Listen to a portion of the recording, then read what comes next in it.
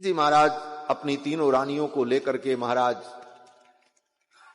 रोमपाद के यहां अंगदेश पहुंचे और जाकर के उनसे निवेदन किया कि आप अपनी बेटी शांता को और अपने दामाद श्रृंगी ऋषि को मेरे साथ विदा करो, इनके द्वारा मेरा यज्ञ होगा, तब मुझे पुत्र की प्राप्ति होगी, ऐसा भगवान सनत कुमार ने कहा है, इसीलिए मैं आपके पास आया हूं।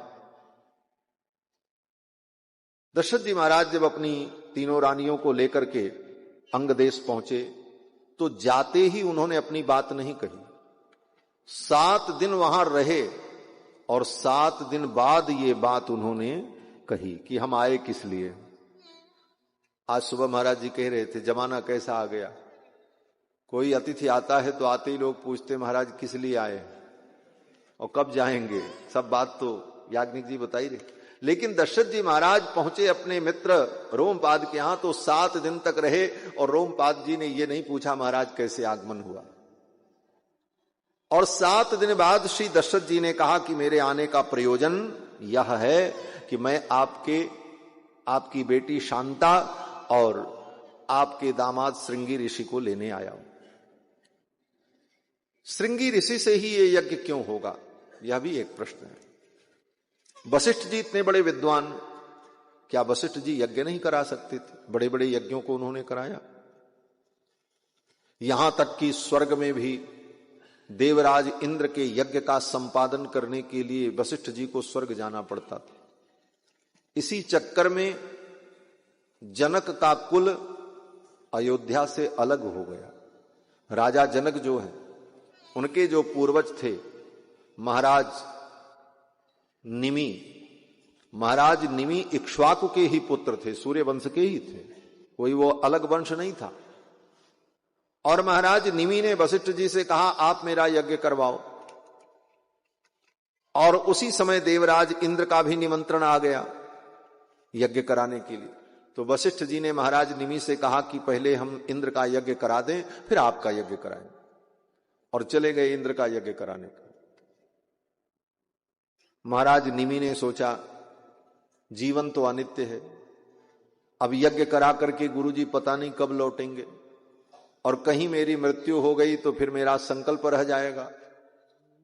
तो गुरुजी जब आएंगे तब आएंगे, तब तक हम किसी अन्य आचार्य ब्राह्मण को बुला करके यज्ञ करवा लें।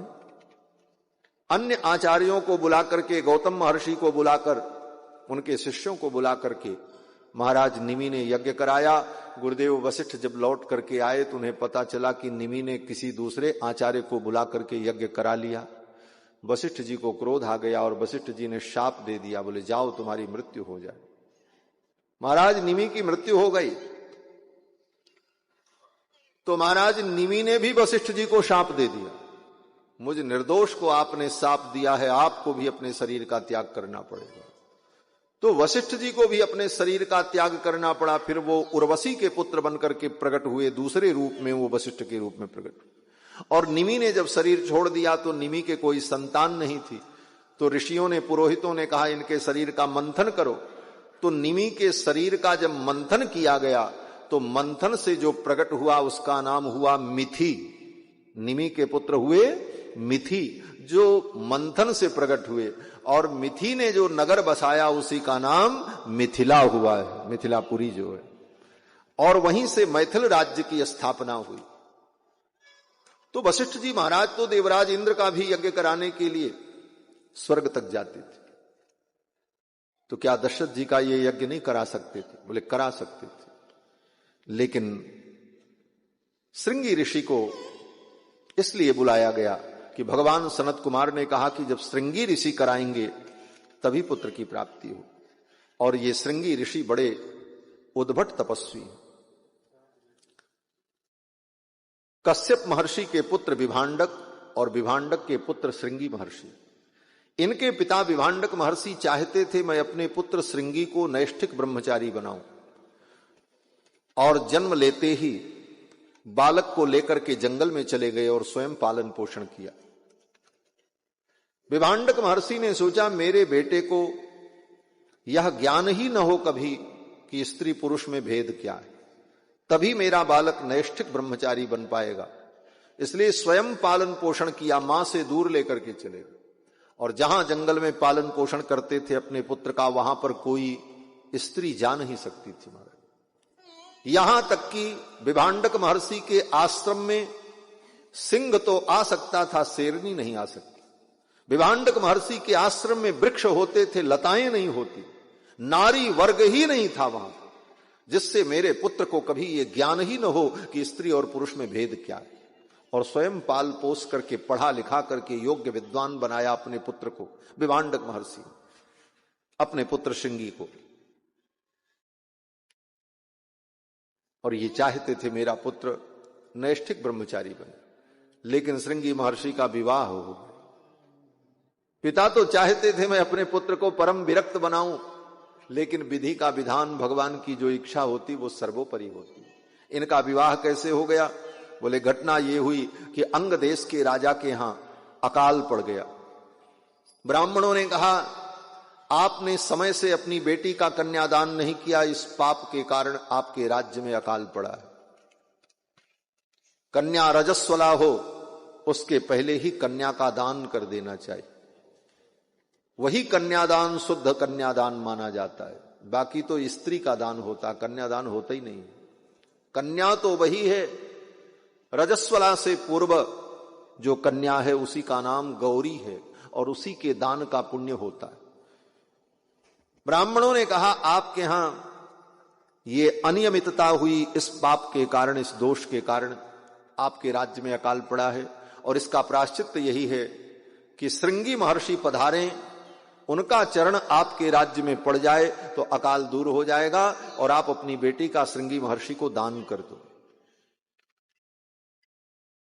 महाराज अंग ने कहा, महाराज रोमपाद ने कहा कि श्रृंगी महर्षि के पिता तो अपने पुत्र को नैष्ठिक ब्रह्मचारी बनाना चाहते हैं, वो विवाह के लिए राजी ही नहीं होंगे। ब्राह्मणों ने कहा दूसरा कोई विकल्प ही नहीं, किसी भी प्रकार से उन्हीं को लाया जाए और उन्हीं के आने पर यह अकाल दूर होगा, और उनको आप अपनी बेटी शांता का कन्यादान करो।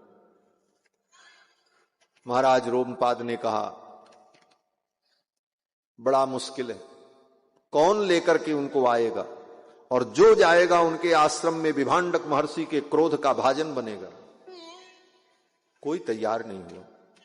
तो नगर की जो गणिकाएं थीं, उन गणिकाओं ने कहा, नर्तकियों ने, कि महाराज ये काम आप मुझे दे दो, हम सब जाएंगी और जाकर के किसी भी प्रकार से छल बल से श्रृंगी महर्षि को लेकर के आएंगी। अगर इसके लिए मुझे अपना बलिदान भी करना पड़े तो कोई बात नहीं।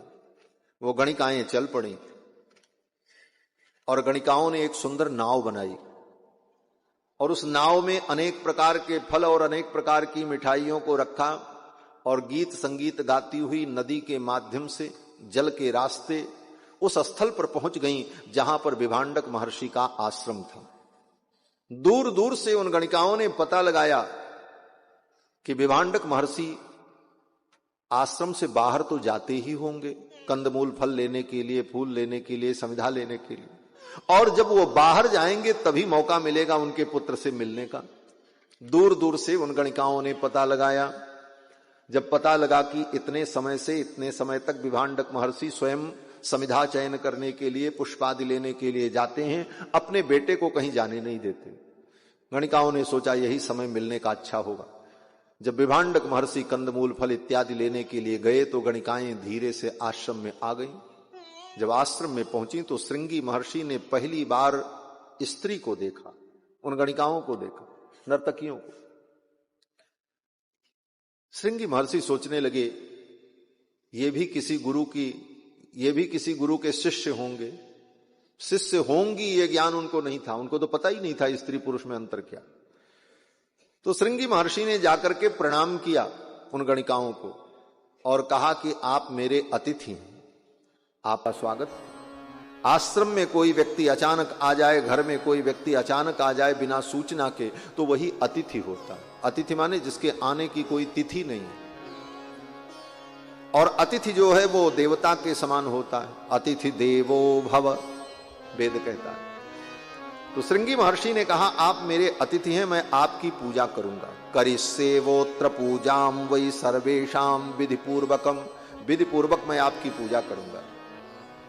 अब तो गणिकाएं भीतर से डरने लगी, अरे ये इतने बड़े महात्मा, इनसे मैं अपनी पूजा कराऊं, कितना पाप लगेगा, नरक में जाना पड़ेगा।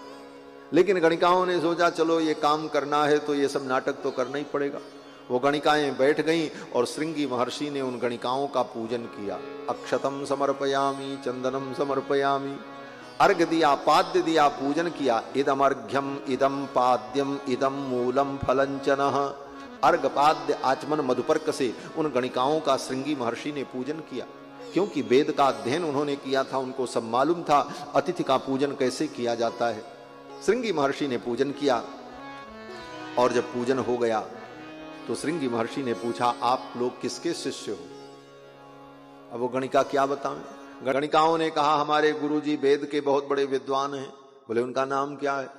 तो गणिकाओं ने कहा आपने अध्ययन नहीं किया है, गुरु का नाम नहीं लेना चाहिए। आत्मनाम गुरोर्नाम नामाति कृपणस्य च। अपना नाम, अपने गुरु का नाम और कृपण व्यक्ति का नाम, और आत्मनाम गुरोर्नाम नामाति कृपणस्य च श्रेयस कामो न गृह्णीयात् ज्येष्ठापत्य कलत्रयोः। और अपने ज्येष्ठ पुत्र का नाम और पति पत्नी एक दूसरे का नाम कभी न ले, ये नियम है। अपना नाम स्वयं उच्चारण नहीं करना चाहिए। कोई पूछे तो किसी तरीके से बताना चाहिए, सीधे अपना नाम अपने मुख से नहीं लेना चाहिए कि हमारा नाम ये। हां, कहीं मजबूरी हो जाए, जहां बताना मजबूरी है वहां तो ले सकते हैं, लेकिन सामान्यतया अपने नाम का बार बार उच्चारण नहीं करना चाहिए। ये मनु जी का आदेश है मनुस्मृति में। आत्मनाम गुरोर नाम, गुरु का नाम भी नहीं लेना चाहिए। कोई पूछे गुरु जी कौन है? बोले सीधे नाम ले लिया, बोले दोष लगता है। किसी बहाने से बताओ, बोले वृंदावन में, अयोध्या में, जो जहां के हों, बोले वहां के फला मठ के फला मंदिर के जो महाराज जी हैं वही हमारे गुरु जी। इस तरह से बता, सीधे नाम लेकर के नहीं बताना चाहिए। आत्मनाम गुरोर नाम नामाति कृपणस्य च। कृपण माने लालची व्यक्ति, जिसके जीवन में संतोष नहीं है, ऐसे व्यक्ति का भी नाम नहीं लेना चाहिए महाराज। नामाति कृपणस्य च। और अपने ज्येष्ठ पुत्र का, बड़े बेटे का नाम नहीं लेना चाहिए। जो बड़ा बेटा हो, प्रथम संतान का नाम नहीं लेना चाहिए। किसी उपनाम से उसे बुलाना चाहिए, उसके नाम का उच्चारण करने पर आयु का नाश होता है। और ज्येष्ठापत्य कलत्रयो हो, पत्नी पति का नाम न ले और पति पत्नी का नाम न ले। लेकिन आजकल तो फैशन हो गया महाराज, पत्नी भी पति का नाम लेके पुकारती, नहीं लेना चाहिए। और पति भी पत्नी का नाम लेकर के न पुकारे। इसीलिए पुराने जमाने में नियम था महाराज, बेटों का नाम लेकर के ही पति लोग बुलाते थे। फलाने की माता कहां हो, इधर आओ, फलाने की मम्मी कहां हो, यही सब कहते थे। तो उन गणिकाओं ने कहा गुरुजी का नाम मैं कैसे लूं, हमारे गुरुजी अमुक हैं, ऐसा कह करके समझा दिया। श्रृंगी महर्षि ने पूछा आप लोग कौन से वेद का अध्ययन करते हो, किस शाखा का अध्ययन करते हैं आप लोग? तो गणिकाओं ने कहा हमारा साम वेद है, और साम वेद में गायन किया जाता है। और सब गणिका थी, गाने वाली थी, गीत संगीत का तो उन्हें ज्ञान ही था। फिर उन गणिकाओं ने कहा आप मेरे साथ चलो और आपको नावका में बैठा करके हम नावका विहार कराएंगे। अब महाराज उन गणिकाओं ने श्रृंगी महर्षि को बहाने से इधर उधर बात करते हुए लेकर के आई और आकर के नाव में धीरे से बैठा लिया और बढ़िया निकाला लड्डू, मोतीचूर का लड्डू, और दिया उनको खाने के लिए। पहली बार लड्डू देखा श्रृंगी महर्षि ने। जंगल में रहते थे, कंदमूल फल खाते थे। तो श्रृंगी महर्षि ने कहा ये कौन सा फल है, बड़ा स्वादिष्ट है, इसमें तो बीज भी नहीं है, छिलका भी नहीं। हाँ, ये कौन सा फल है? बोले ये मैं हंसने के लिए नहीं कह रहा हूं, ऐसे ही शब्द यहां वाल्मीकि रामायण में। मोदकान प्रददुस्तस्मै। उन गणिकाओं ने जब श्रृंगी महर्षि को मोदक दिया, लड्डू दिया, तो भक्ष्याश्च विविधान शुभान, अनेक प्रकार की सुंदर मिठाई, रसगुल्ला खिलाया। जब रसगुल्ला खाया तो श्रृंगी महर्षि ने कहा ये तो अद्भुत फल है, ऐसा फल तो हमने कभी खाया ही नहीं था। तानि चास्वाद्य तेजस्वी फलानीति स्म मन्यते। उन मिठाइयों को खाने के बाद भी श्रृंगी महर्षि ने यही अनुभव किया ये कोई फल होगा, क्योंकि मिठाई क्या होती है उनको पता ही नहीं था। बोले ऐसा फल कहां होता है? गणिकाओं ने कहा हमारे देश में होता है, हमारे यहां पेड़ में लगता है। अरे बोले तब तो जरूर हम चलेंगे, हम भी देखेंगे। बोले चलो। नाव में बैठा लिया, धीरे से नाव का लंगर खोला और नाव चल पड़ी, धारा में बह चली और सुंदर गीत संगीत सुनाते हुए गणिकाएं श्रृंगी महर्षि को लेकर के अंग देश की सीमा में पहुंच गई। इधर से महाराज अंग श्रृंगी महर्षि का स्वागत करने के लिए तैयार बैठे थे। महाराज नदी के तट पर सुंदर पावड़े बिछे हुए थे, ब्राह्मण लोग वेद पाठ करने के लिए सुसज्जित खड़े थे, सुवासिनी स्त्रियां कलश लेकर के श्रृंगी महर्षि का स्वागत करने के लिए खड़ी थीं। स्वयं महाराज रोमपाद हाथ में पुष्पांजलि लेकर नदी के तट पर प्रतीक्षा कर रहे थे। गणिकाएं जब श्रृंगी महर्षि को लेकर के पहुंची और श्रृंगी महर्षि नावका से उतरकर अंग देश की सीमा में अपने चरण को रखते हैं, उसी समय चारों तरफ से बादल आ गए और देखते देखते वर्षा प्रारंभ हो गई। महाराज अकाल दूर हो गए। अब तो आदर पूर्वक श्रृंगी महर्षि को लेकर के महाराज रोमपाद अपने महल में गए। विधि विधान हुआ और कन्यादान किया, शांता जी का दान किया और शांता जी के साथ श्रृंगी महर्षि का विवाह कर दिया। इधर विभांडक महर्षि जब कंदमूल फल लेकर के लौटे आश्रम में, अपने बेटे को नहीं पाया। अब तो क्रोध में, किसने मेरे पुत्र का अपहरण किया और अपहरण करके विवाह कर दिया। ये देखो, अपहरण करके विवाह करने की एक बड़ी पुरानी परंपरा है। आज भी ये परंपरा है। कहां है? बोले बिहार में। बिहार में आज भी, जो बिहार से आए होंगे उनको मालूम है। बेटे को उठा लेते हैं और ले जाकर के ब्याह कर दिया, फिर बहू के सहित लाख पहुंचा दिए, अपहरण करके विवाह। और यहां हमारी टीम में एक बैठे हैं जिनका विवाह ऐसे ही हुआ था। ये आर्गन पे जो बैठे हैं ना, ये मिथिला के, इनका भी ब्याह ऐसे ही हुआ था। हमारा सब उठा ले गए इनको। गए थे बाजार में कोई काम करने के लिए, वहीं से सब उठा लिए और लेकर के गए और ब्याह करके फिर महाराज ब्याह कराने के बाद बहू के सहित 10 दिन बाद घर पहुंचा दिया। तो ये परंपरा कोई नई परंपरा नहीं है। श्रृंगी महर्षि के साथ यही हुआ, अपहरण करके विवाह कर दिया। अब जब विवाह हो गया, विभांडक महर्षि पहुंचे क्रोध में। अब तो महाराज रोमपाद को बड़ी चिंता हुई, विभांडक महर्षि शाप दे देंगे, सब कुछ नष्ट हो जाएगा। इनके क्रोध से बचने का उपाय क्या है? ब्राह्मणों ने कहा एक ही उपाय है, जब विभांडक महर्षि आवे तो बर वधू दोनों को तैयार करके आगे प्रस्तुत कर देना और कहना कि महर्षि के चरणों में प्रणाम करो। योजना बन गई। महाराज शांता जी को और श्रृंगी महर्षि को सजा करके सुंदर, श्रृंगी महर्षि को दूल्हा वेश में और शांता जी को सुंदर दुल्हन के वेश में सजा करके दोनों को तैयार करके रखे। और ज्यों ही विभांडक महर्षि पहुंचे तो इशारा किया, दोनों ने उठ करके, दोनों दिव्य दंपति ने उठकर विभांडक महर्षि को जब प्रणाम किया तो अपने पुत्र को सजे संवरे रूप में देखकर और अपनी बहू को देखकर विभांडक महर्षि का क्रोध शांत हो गया, क्रोध उतर गया। विभांडक महर्षि ने सोचा ऐसी सुंदर जोड़ी है, अब जो होना था सो तो हो गया, भगवान की यही इच्छा थी, अब शाप देना उचित नहीं है, अब तो इनको आशीर्वाद देना चाहिए। और विभांडक महर्षि ने बरबधू को आशीर्वाद दिया, बहू को आशीर्वाद दिया, सौभाग्यवती भव, तुम्हारा सौभाग्य सदा बना रहे। और आशीर्वाद देकर के विभांडक महर्षि तपस्या करने के लिए चले। उसी समय से श्रृंगी महर्षि अपनी पत्नी शांता के साथ अंग देश के महाराज रोमपाद के यहां ही रहते थे।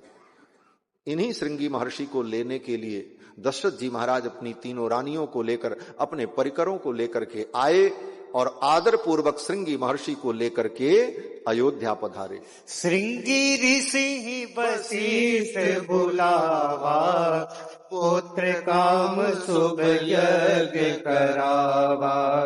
श्रृंगी ऋषि वशिष्ठ बुलावा, पुत्र काम शुभ यज्ञ करावा। पुत्र काम शुभ यज्ञ करावा, पुत्र काम शुभ यज्ञ करावा। श्रृंगी महर्षि आ गए शांता जी के सहित, लेकिन यज्ञ अभी प्रारंभ नहीं हुआ। रामायण की चौपाई में तो गोस्वामी जी महाराज बहुत सारी बातों को थोड़ी सी बात में समेट देते हैं। श्रृंगी ऋषि वशिष्ठ बुलावा, पुत्र काम शुभ यज्ञ करावा। लेकिन हुआ ये कि जब श्रृंगी महर्षि आए तो ततः काले बहुतिथे कस्मिश्चित सुमनोहरे। श्रृंगी महर्षि के आने के बहुत दिन बाद यज्ञ शुरू हुआ। आ तो गए वहां से, अंग देश से, अयोध्या, और तैयारी भी है, यज्ञ मंडप भी बन गया, क्योंकि यज्ञ मंडप बनने का आदेश तो पहले ही दशरथ जी ने दे दिया था। सब कुछ हो गया, सामग्री एकत्रित हो गई, यज्ञ कराने वाले भी आ गए, यज्ञ के यजमान भी तैयार हैं, लेकिन अभी यज्ञ शुरू नहीं हुआ। ततः काले बहुतिथे, बहुत दिन बीत गए। क्यों नहीं हुआ?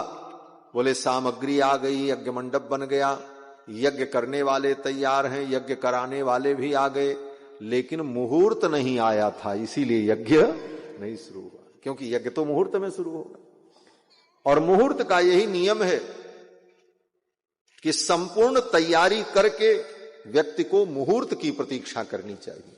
क्योंकि मुहूर्त आपकी प्रतीक्षा नहीं करेगा, आपको मुहूर्त की प्रतीक्षा करनी पड़ेगी। संपूर्ण तैयारी दशरथ जी ने कर ली और मुहूर्त की प्रतीक्षा करने लगे। सुंदर मुहूर्त आ जाए तब यज्ञ प्रारंभ हो। कस्मिश्चित सुमनोहरे, और वो सुंदर मुहूर्त आया तब बोले बसंते समनुप्राप्ते, जब बसंत ऋतु आई। बसंत ऋतु में यज्ञ प्रारंभ हुआ। राज्ञो यष्टुम मनोभवत, और बसंत ऋतु में जब यज्ञ प्रारंभ हुआ तो पहले अश्वमेध यज्ञ शुरू हुआ, और अश्वमेध यज्ञ 1 वर्षों तक चलता है। 1 वर्ष तक वो यज्ञ चला, 1-2 दिन का यज्ञ नहीं था, 1 वर्ष पूरा, 365 दिन लग गए। और जब पुनः बसंत ऋतु आई, पुनः प्राप्ते बसंते तु पूर्ण संवत्सरो भवत, 1 संवत्सर पूर्ण हो गया। और तब पूर्णाहुति का जब समय आया तो बड़े बड़े राजा आए, सबको निमंत्रण दिया दशरथ जी महाराज ने। मिथिला नरेश आए, काशी नरेश आए, और भी अनेक देशों के राजा बुलाए गए सम्मान पूर्वक, और फिर यज्ञ की पूर्णाहुति हुई। यज्ञ की पूर्णाहुति में वो अश्व जब घूम करके आया, अश्वमेध यज्ञ का अश्व, तब यज्ञ की पूर्णाहुति हुई। और यज्ञ में जो बड़े बड़े यूप बनाए गए थे, उन यूपों को स्वर्ण से मंडित किया गया था, और विधि पूर्वक यज्ञ की पूर्णाहुति हुई। और जब पूर्णाहुति हुई तो दशरथ जी महाराज ने यज्ञ कराने वाले उन ब्राह्मणों को अपना संपूर्ण राज्य दान कर दिया। वाल्मीकि जी लिखते हैं कि अध्वर्यवे प्रतीचीम तु ब्रह्मणे दक्षिणाम दिशम प्राचीम होत्रे ददौ राजा दिशम स्वकुलवर्धनः। ऋग्वेद के जो विद्वान ब्राह्मण थे, जो हौत्र कर्म करने वाले थे, उन ब्राह्मणों को पूर्व दिशा की संपूर्ण भूमि दे दी। अध्वर्यवे प्रतीचीम तु, और ऋग्वेद के यजुर्वेद के जो विद्वान अध्वर्यु गण थे, उनको पश्चिम दिशा की संपूर्ण भूमि प्रदान कर दी। और उद्गाता जो सामवेद के मंत्र का गायन करने वाले थे, उनको उत्तर देश की सारी भूमि दे दी। और यज्ञ में जो ब्रह्मा थे अथर्ववेद के, उन ब्राह्मणों को दक्षिण दिशा का दान कर दिया। इस प्रकार दशरथ जी महाराज ने अपनी संपूर्ण भूमि का दान कर दिया उन ऋत्विजों को, ब्रह्मा, अध्वर्यु, होता, उद्गाता। यह दशरथ जी की उदारता थी। लेकिन वे ब्राह्मण भी कितने संतोषी थे। सब दान जब कर दिया दशरथ जी ने, तो ब्राह्मणों ने कहा महाराज आपने तो दान कर दिया, लेकिन ये लेकर के हम क्या करेंगे, ये काम हमारा नहीं। उन ब्राह्मणों ने कहा कि न भूम्या कार्यम अस्माकम, उन ब्राह्मणों ने कहा ये भूमि का पालन करना ये हम ब्राह्मणों का काम नहीं, हमारा काम तो पठन पाठन है। इस संतोष के कारण ही ब्राह्मण सदा आदरणीय रहा है। ब्राह्मण ने सबको सब कुछ दिया, राज्य क्षत्रियों को दिया, संपूर्ण व्यापार वैश्यों को दिया, एक सुई से लेकर हीरे तक के कारोबार को अन्य लोगों को सौंप दिया। और ब्राह्मण ने अपने जीवन में क्या ग्रहण किया? बोले त्याग और तप। इसी कारण से ब्राह्मण आदरणीय रहा। और आज भी जिस ब्राह्मण के जीवन में तपस्या और त्याग है, उस ब्राह्मण का आज भी आदर है, आज भी उसका सम्मान है, आज भी उसका सम्मान है और रहेगा। लोग कहते हैं महाराज आज लोग ब्राह्मणों को गालियां दे रहे हैं। बोले दे रहे हैं, किस ब्राह्मण को गाली दे रहे हैं? बोले जो ब्राह्मण अपने ब्राह्मण धर्म का पालन नहीं कर रहा उसको गाली दे रहे हैं। आज ब्राह्मण अपने स्वधर्म का पालन करे तो सारी दुनिया उसका सम्मान करे। ब्राह्मण का धर्म यही है, त्याग तप। उन ब्राह्मणों ने कहा न भूम्याह कार्यमस्माकम न ही सक्तास्म पालने, इस भूमि का पालन करना ये मेरा काम नहीं है। रताः स्वाध्याय करणे, हम तो स्वाध्याय में और अध्ययन में लगे रहने वाले लोग हैं, इसलिए हे महाराज ये भूमि आप ले लो, हम क्या करेंगे? पूरा राज्य लौटा दिया। दशरथ जी ने कहा मैं नहीं लूंगा। ब्राह्मण लेने को तैयार नहीं, और दशरथ जी दान कर चुके हैं, इसलिए दशरथ जी कहते हैं अब मैं भी नहीं लूंगा। क्यों? बोले ब्राह्मण को दी गई वस्तु, दान की गई वस्तु का पुनः उपभोग किया जाए तो वह व्यक्ति 60,000 वर्ष तक नाली का कीड़ा बनता है। श्रीमद् भागवत में भगवान कृष्ण कहते हैं कि स्वदत्ताम परदत्ताम वा ब्रह्म वृत्तिम हरेच्चयः 60 वर्ष सहस्राणि विष्टायाम जायते कृमि। आपने ब्राह्मण को दान किया है, लेकिन उस दी गई वस्तु का पुनः अगर आप उपभोग करते हैं तो 60,000 वर्ष तक नाली का कीड़ा बनना पड़ता है। दशरथ जी ने कहा अब हमने दान कर दिया है, अब हम इसका उपभोग नहीं कर सकते। तो ब्राह्मणों ने कहा महाराज हमारे से तो पालन होगा नहीं, हम क्या करें? तो दशरथ जी ने कहा आप विद्वान हैं, आप लोग ही कोई रास्ता निकालो, धर्मशास्त्र क्या कहता है। जब धर्म की बात आएगी तो धर्मशास्त्र ही निर्णय करता है क्या करना चाहिए क्या नहीं करना चाहिए।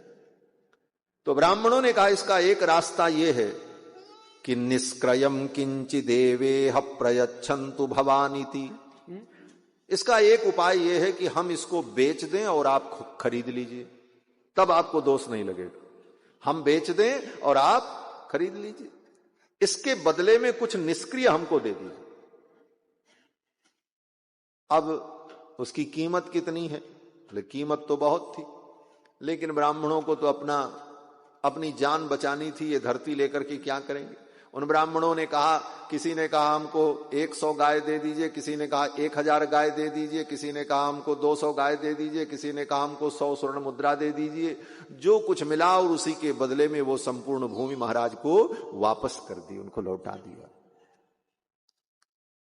मणि रत्नम सुवर्णम वा गावो यद्वा समुद्यतम, किसी ने मणि ले लिया, किसी ने रत्न मांग लिया और किसी ने उसके बदले में गाय मांग ली, और वो संपूर्ण भूमि दशरथ जी को वापस कर दिया।